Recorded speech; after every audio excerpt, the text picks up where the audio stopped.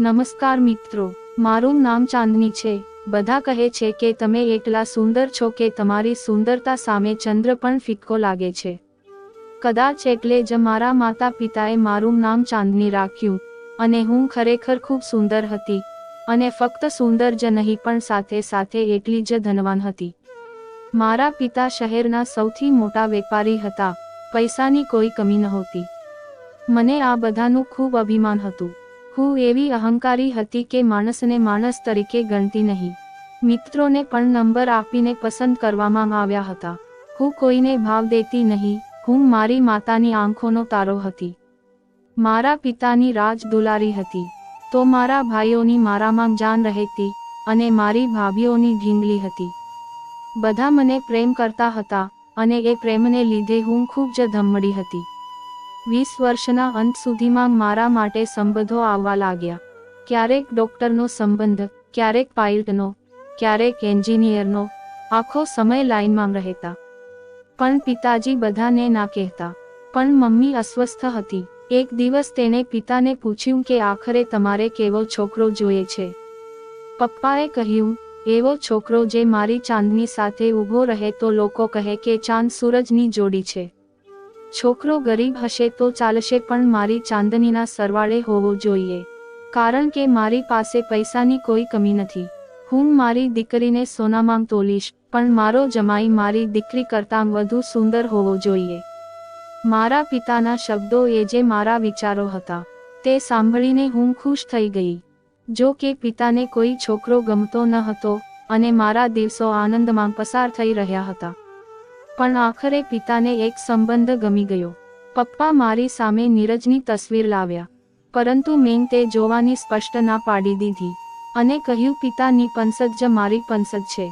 આ વાત સાંભળીને મારી માં અને મારો ભાઈ કહેવા લાગ્યા, ચાંદની સૂપ ખરીદતા પહેલા તું 3 થી 4 વાર ટ્રાય કરશ, તો પછી તે તારા જીવનસાથીની તસવીર કેમ ન જોઈ? મેં કહ્યું મને મારા પિતા પર પૂરો વિશ્વાસ છે। મારા પિતાએ એવા કેટલા સંબંધોને ના પાડી દીધા છે। જો તે સંબંધ થાય તો પિતાને ધંધામાં પણ ફાયદો થાય, પરંતુ તેમ છતાં પાપાએ આ સંબંધોને ના પાડી દીધી હતી। આટલા છોકરાઓને રિજેક્ટ કર્યા છે તો હવે પપ્પાને છોકરો ગમ્યો છે તો તે સારો જ હશે। મને સાંભળી અને પપ્પાનું માથું ગર્વથી ઊંચું થઈ ગયું।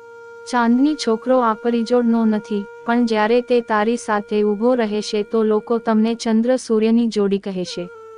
ત્યારે હું મારી દીકરીના ઘરને વસ્તુઓથી ભરાવી દઈશ અને છોકરાવાળા પણ મારી દીકરીથી નીચે રહેશે। મારા પપ્પા ઠીક કહેતા હતા। જો મારા પિતાએ અમારા જેવા સમૃદ્ધ પરિવારમાં મારા લગ્ન કરાવ્યા હોત તો તે મારા નખરા ન ઉપાડત। મારા લગ્નની તૈયારીમાં પિતા ખજાનાના મોં ખોલ્યા હતા અને હું એક દિવસ દુલ્હન બનીને નીરજના ઘરે આવી। નીરજ ખૂબ સ્માર્ટ છોકરો હતો। લગ્નમાં જેને તેને જોયો તેને તેની પ્રશંસા કરી હતી। હું મારા પિતાની પસંદગીના પ્રેમમાં પડી। મારા પિતાએ જે ઘર મારા નામે કર્યું હતું ત્યાં જ મારી જાન આવી। તે અમારા રહેવા માટે સેટ કરવામાં આવ્યું હતું। હું નીરજની રાહ જોતી હતી। જ્યારે નીરજ અંદર આવ્યો તો મારા ધબકારા વધી ગયા। તે મારી સામે જોઈ રહ્યો અને બોલ્યો, હું તને મેળવીને ખૂબ જ ખુશ છું। પછી તેણે મારો ઘૂંઘટ હટાવ્યો એટલે તેના ચહેરાના હાવભાવ બદલાવા લાગ્યા। લાગતું હતું કે તે મુશ્કેલીમાં છે અને તરત જ પલંગ પર પડ્યો। નીરજની દશા જોઈને હું ડરી ગઈ અને ડરથી ચીસો પાડવા લાગી। મારી ચીસો સાંભળીને મારી સાસુ રૂમની અંદર આવી। નીરજની હાલત જોઈને મારી સાસુ ડરી ગઈ। પિતાએ આપેલી કારમાં નીરજને હોસ્પિટલ લઈ જવામાં આવ્યો હતો। ડોક્ટરે ચેકઅપ કર્યું અને એવા સમાચાર આપ્યા કે સાંભળી મારા હોંશ ઉડી ગયા। ડોક્ટરે કહ્યું કે દર્દીના મૃત્યુને તો 15 મિનિટ થઈ ગઈ છે। મારી સાસુ ત્યાં જ બેન્ચ પર પડી ગઈ અને હું આંખોમાં આંસુ સાથે બધાને જોઈ રહી। બધા મને જોતા હતા ત્યારે સાસુ મને કહી રહી હતી કે આવતાની સાથે સુહાગને ખાઈ ગઈ અભાગી। તે દિવસે મને ખબર પડી કે મોંમાંથી નીકળેલ શબ્દો કાંટા સમાન ખૂંચે છે। જ્યારે મેં આ સાંભળ્યું ત્યારે મને કોઈએ કહેલા શબ્દો યાદ આવ્યા। તેણે મને કહ્યું કે તેન મારા દિલની મજાક ઉડાવી છે ત્યારે હું હસતી હતી। હું ચાંદની જેને લોકો સુંદરતાની શહેજાદી કહે છે તેને આજે આવું કહેવામાં આવતું હતું। એટલા સમયમાં મારા માતા પિતા આખા પરિવાર સાથે હોસ્પિટલ પહોંચી ગયા હતા. હું મારા પિતાની ને ગળે લગાવીને રડી રહી હતી. પપ્પાએ મને ઘણી હિંમત આપી. નીરજની લાશને ઘરે લઈ જવામાં આવી. પરિવારના તમામ સભ્યોમાં માતમ છવાઈ ગયો હતો. મેં 4 લાખનો સૂટ ઉતારીને એક સાદો સફેદ સૂટ પહેર્યો. નીરજના અંતિમ સંસ્કાર પછી મારા પિતા મને ઘરે લઈ ગયા. આ કારણે તે હું ઘણી ડિપ્રેશનમાં આવી ગઈ હતી. મેં લોકોને મળવાનું બંધ કરી દીધું. પપ્પાએ લોકોને સમજાવ્યું હતું કે ચાંદની આ હાદસાથી ઘણી ડિપ્રેશનમાં છે. એટલા માટે અમે તેને લોકો સાથે મળવા માટે દબાણ નથી કરતા અને ધીમે ધીમે તે સામાન્ય થઈ જશે. અને પછી ધીમે ધીમે મારી ઊંઘ નોર્મલ થવા લાગી હતી. મારી ખૂબસૂરતીને કારણે મારા સંબંધ ફરી શરૂ થઈ ગયા. ફરી પપ્પાને કોઈ છોકરો ગમતો નહોતો. એકવાર મારા પિતા હસતા હસતા મારી સામે આવ્યા અને મને કહ્યું, ચાંદની દીકરા, આજે હું ખૂબ જ ખુશ છું. તારા સાસુ શકુંતલાજી આવ્યા હતા. તે તને ફરીથી તેની વહુ બનાવવા માંગે છે. તેમને 4 પુત્રો છે. તારા બીજા નંબરના પુત્ર સાથે લગ્ન કરવા માંગે છે. સંજુ પણ તેના ભાઈ નીરજ જેવો ખૂબ જ સુંદર છોકરો છે, ભણેલો, અને આપણે બીજું શું જોઈએ?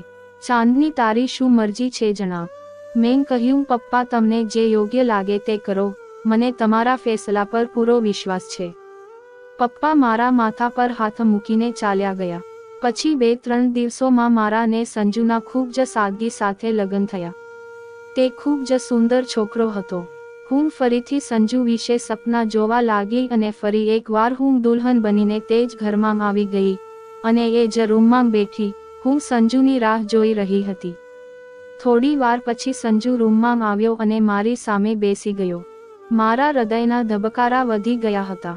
સંજુએ આવીને મારો ઘૂંઘટ હટાવ્યો તો તે તરત મારી સામે જોવા લાગ્યો અને તે પર પલંગ પર પડી ગયો અને હું ચીસો પાડવા લાગી. સંજુની હાલત જોઈને મારી સાસુ રડવા લાગી. સંજુને હોસ્પિટલ લઈ ગયા પછી ડોક્ટરે અમને પ્રાર્થના કરવાનું કહ્યું. ડોક્ટરે કહ્યું કે દર્દીની હાલત ખૂબ જ ખરાબ છે. પહેલી વાર મેં ભગવાન પાસે કંઈક માંગ્યું. આ પહેલા મારે ભગવાન પાસે કંઈ માંગવાની પણ જરૂર નહોતી. માંગ્યા પહેલાં જ બધું મળી જતું. મેં રડતા રડતા સંજુના જીવની ભીખ માંગી હતી. અડધા કલાક પછી ડોક્ટર રૂમમાંથી બહાર આવ્યા એટલે હું પહેલા ભાગીને ડોક્ટર પાસે ગઈ અને ડોક્ટરે કહ્યું, અમે તેને બચાવી શક્યા નહીં. આ સાંભળીને હું એક બાજુ પડી ગઈ. આખી હોસ્પિટલ મારી સાસુની ચીસોથી ગૂંજતું હતું.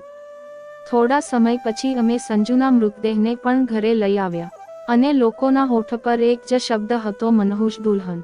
સંજુની અર્થી ઉપાડી તો મેં મારી માતાને ગળે લગાવી અને રડતા રડતા કહ્યું, માં, મને અહીંથી લઈ જાવ. નહીં તો હું પાગલ થઈ જઈશ. ફરી એકવાર હું મારા પિયર આવી, પણ ત્યારે ચાંદની સાવ બદલાઈ ગઈ હતી અને ચાંદનીની સાથે પરિવારના સભ્યો પણ બદલાઈ ગયા હતા. આ વખતે મારા ભાઈઓની નજર મને જોઈ ચમકી નહીં. ભાભીએ તેના બાળકોને પણ મારી નજીક આવવા દીધા ન હતા. એકવાર મારા ભત્રીજાએ કહ્યું, ફઈ, તમે મનહૂસ છો. મારી માં કહે છે કે મારે તમારી પાસે ન જવું જોઈએ. તમારી બદુઆ મને પણ લાગશે. મારી આંખોમાં આંસુ આવી ગયા. મેં કહ્યું, હા, હું છું અભાગી. મારી નજીક ન આવતો. જે કોઈ મારી નજીક આવે છે તે બરબાદ થઈ જાય છે અને હું નથી ઈચ્છતી કે મારું અભાગીપણું પરિવારના સભ્યોને લાગે. હું મારા રૂમમાં બંધ થઈ ગઈ અને મોટાભાગનો સમય રૂમમાં જ પસાર કરતી હતી અને કામે જ રૂમમાંથી બહાર આવતી. આજથી મને 3 વર્ષ પહેલાંની ઘટના યાદ આવી. તે દિવસે હું મારા મિત્રો સાથે અગાઉ એક પાર્કમાં ગઈ હતી. મારી આદત હતી કે હું દરરોજ સાંજે મારા મિત્રો સાથે પાર્કમાં જતી. ત્યારે એક છોકરો મારી પાસે આવ્યો. કાળો રંગ હતો, બહાર નીકળેલું પેટ અને લંબાઈમાં ખૂબ નાનો દેખાતો હતો. મારી પાસે આવ્યો અને હસતા હસતા કહેવા લાગ્યો, ચાંદનીજી, મારું નામ વિશાલ છે.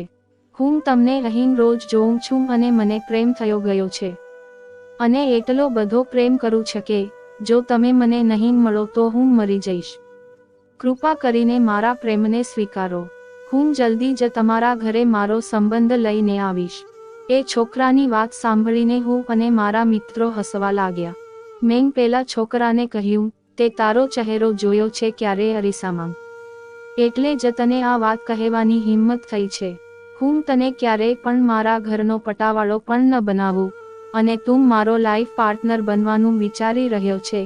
તારો ચહેરો જોઈને મને ઉલટી કરવાનું મન થાય છે, અને તું વિચારે છે કે મારે તારી સાથે લગ્ન કરી લેવા જોઈએ. પછી અમે એમ કહીને જોરથી હસવા લાગ્યા. સાથે મારી સહેલીઓ પણ હસવા લાગી. અમે હસ્યા તો તેની આંખોમાં આંસ આવી ગયા. આંખોમાં આંસુ સાથે તેને કહ્યું, તમારા શબ્દોએ મારા દિલને તોડી દીધું છે. હું તમને દુઃખી દિલે શ્રાપ આપું છું કે તમે જીવનમાં ક્યારેય સુખી નહીં થાવ. તમારા પરિવાર ના હોવા છતાં તું આ ભીડભરી દુનિયામાં એકલી જ હશો. તમને બધેથી દુઃખ મળશે ત્યારે તમે વિચારવા મજબૂર થશો કે રાત કાળી છે કે તમારું નસીબ કાળું છે. તે આમ બોલી મેં ચાલ્યો ગયો અને હું ત્યાં જ ઊભી હતી. એક ક્ષણ માટે તો હું આ સાંભળી ધ્રુજવા લાગી, પણ પછી મારી સહેલીએ સમજાવ્યા પછી થોડી સામાન્ય થઈ ગઈ. મેં મારા દિલને સમજાવ્યું, શ્રાપ જેવું કંઈ હોતું નથી. ત્યારે મને લાગ્યું કે વિશાલના શ્રાપની મારા પર અસર થઈ શકે નહીં. લગભગ એક અઠવાડિયા પછી તે જ પાર્કમાં હું ચાલતી હતી, જ્યારે એક બાળક રડતો મારી પાસે આવ્યો અને કહ્યું, ચાંદની દીદી, હું વિશાલ ભૈયાના પડોશમાં રહું છું. વિશાલ ભૈયા અમને છોડીને ચાલ્યા ગયા. રડતાં રડતાં તેની માતાની હાલત ખરાબ છે. તે દિવસે જ્યારે તમે લોકોએ તેની મજાક ઉડાવી હતી, ત્યારે તેણે મને કહ્યું હતું કે મને કંઈ થાય તો તે છોકરીને કહેજે કે આ છોકરીના કારણે હું દુનિયા છોડી ગયો છું. દીદી, મેં વિશાલ ભૈયાની વાતને મજાક તરીકે લીધી હતી, પરંતુ આજે જ મને સમાચાર મળ્યા કે વિશાલ ભૈયા અમને બધાને રડતા છોડીને ચાલ્યા ગયા જ છે.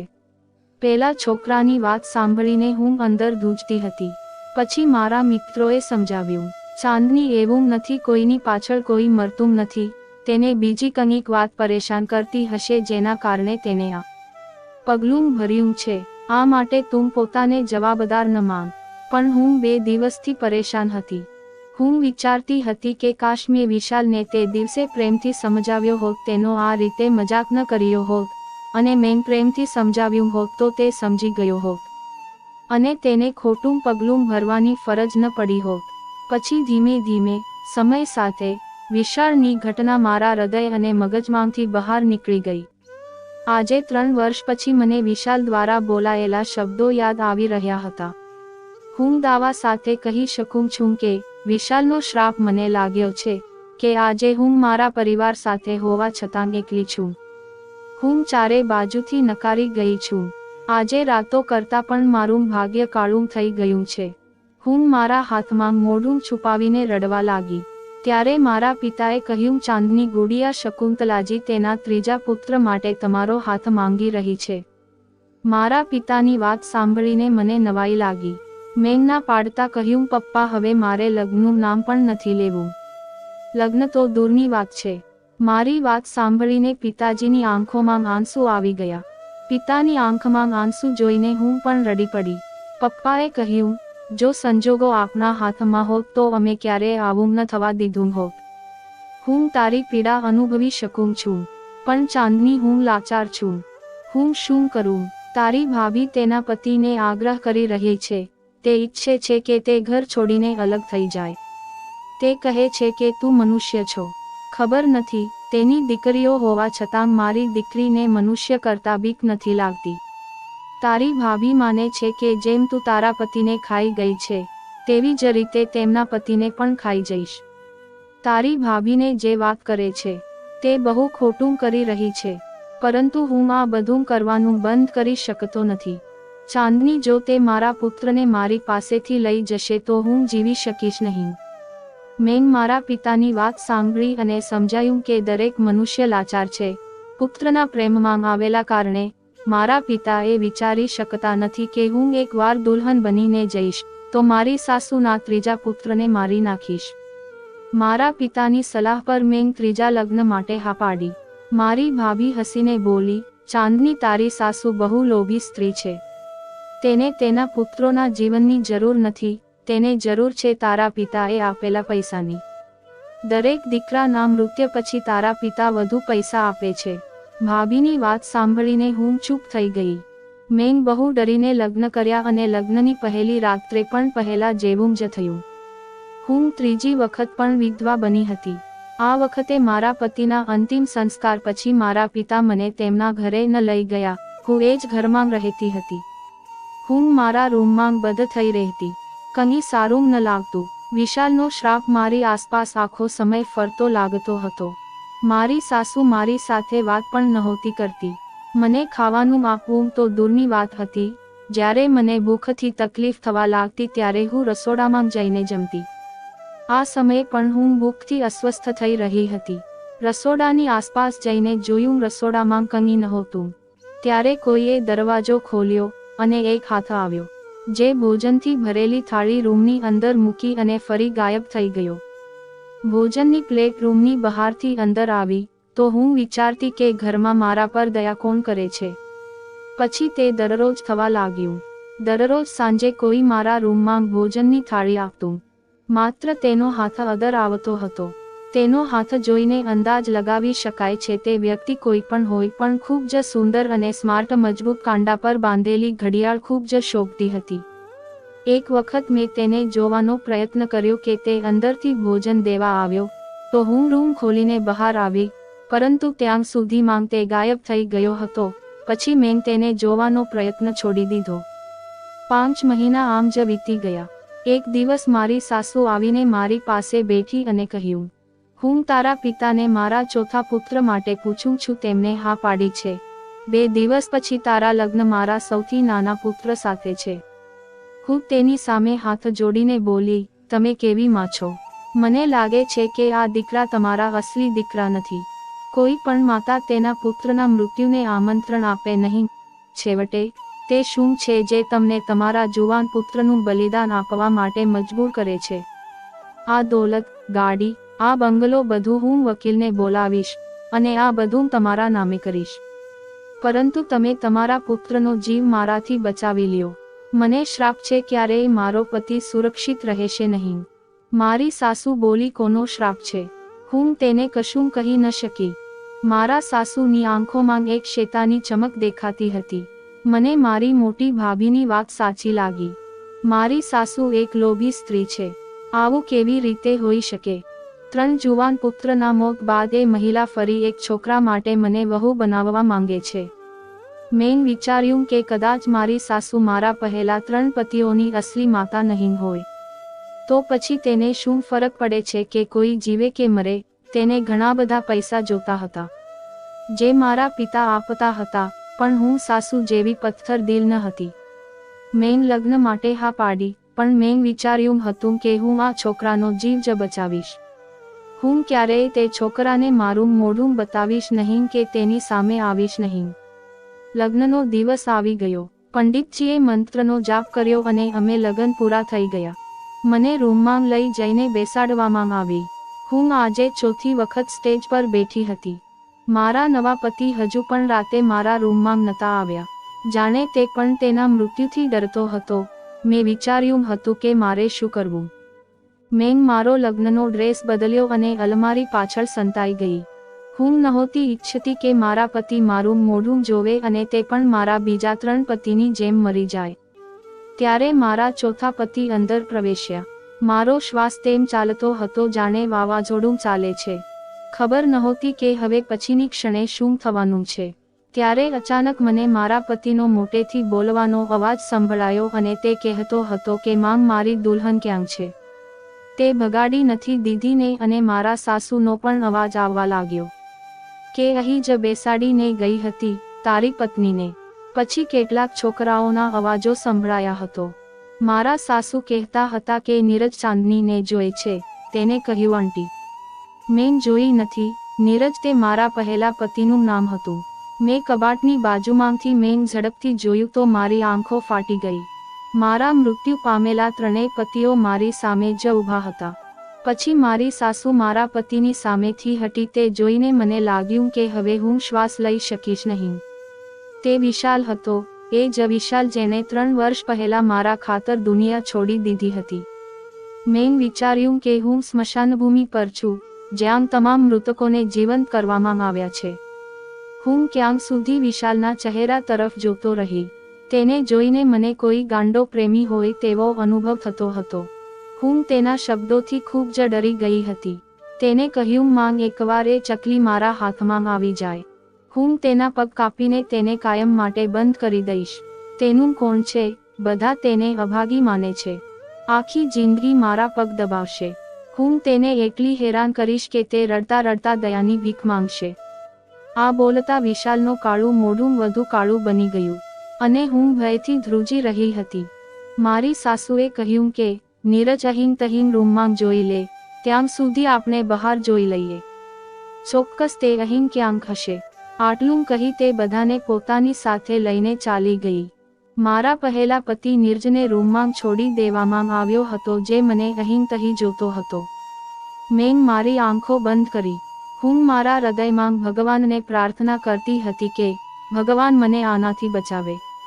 તેને કાંડું પકડ્યું હતું, પણ તે એ જ હાથ હતો જે મને ખાવાનું આપવા રોજ આવતો હતો.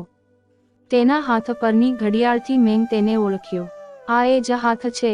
જ્યારે મેં તે વ્યક્તિનો ચહેરો જોયો ત્યારે મને આઘાત લાગ્યો. તે નીરજ હતો.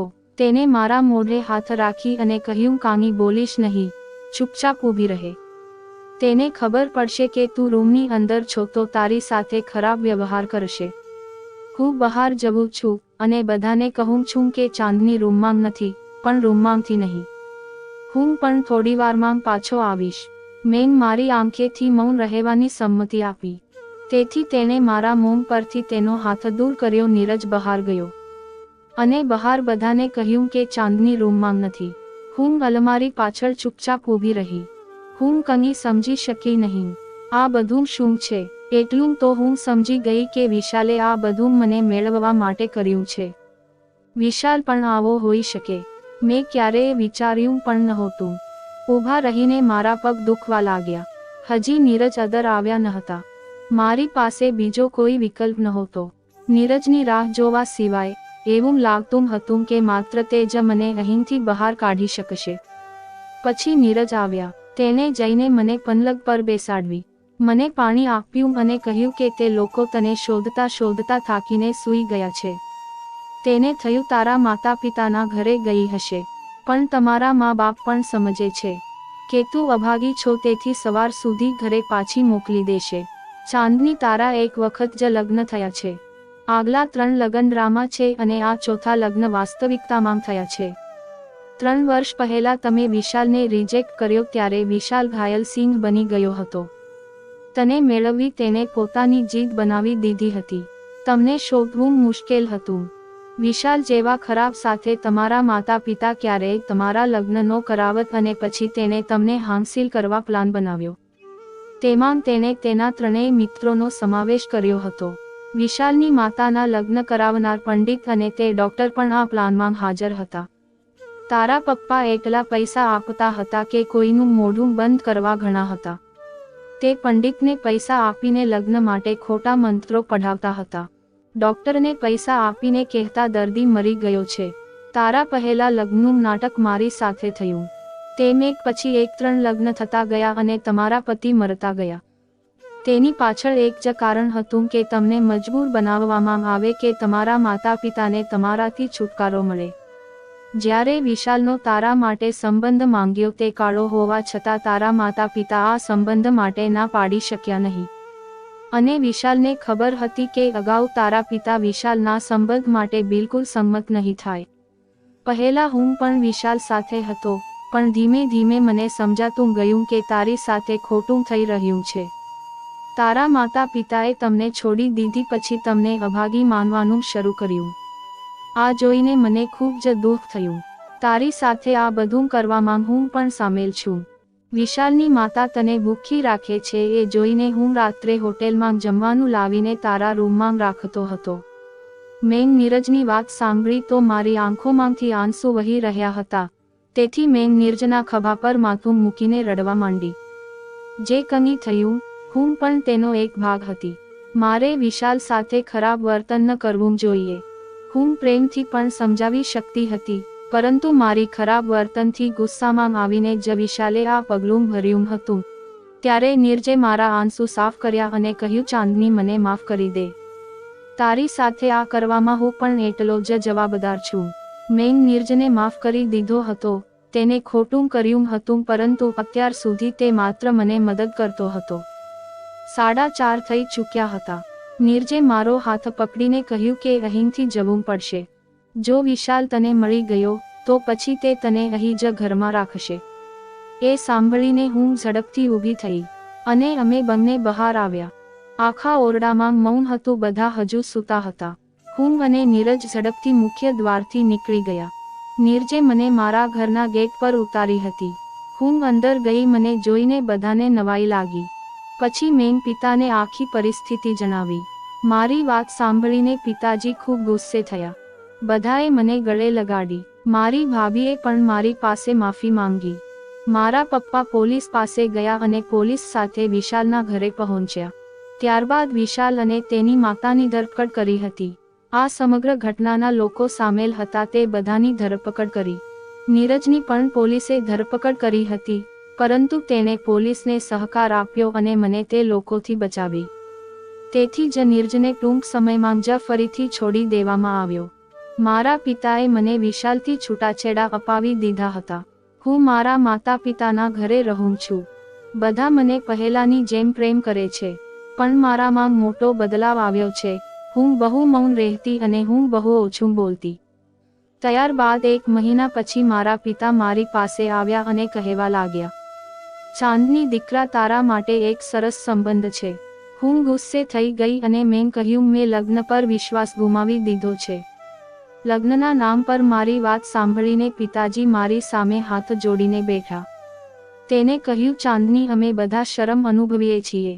તારી આ હાલતમાં ક્યાંક અમે પણ જવાબદાર છીએ, પરંતુ અમે જે ભૂલ કરી છે તેને સુધારવાની કમસે કમ મને એક તક તો આપ.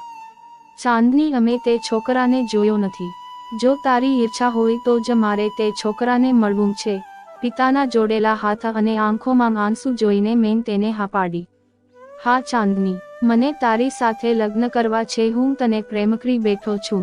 તારા વિના જીવવામાં ડર લાગે છે, પણ એકવાર હું તારી સંમતિ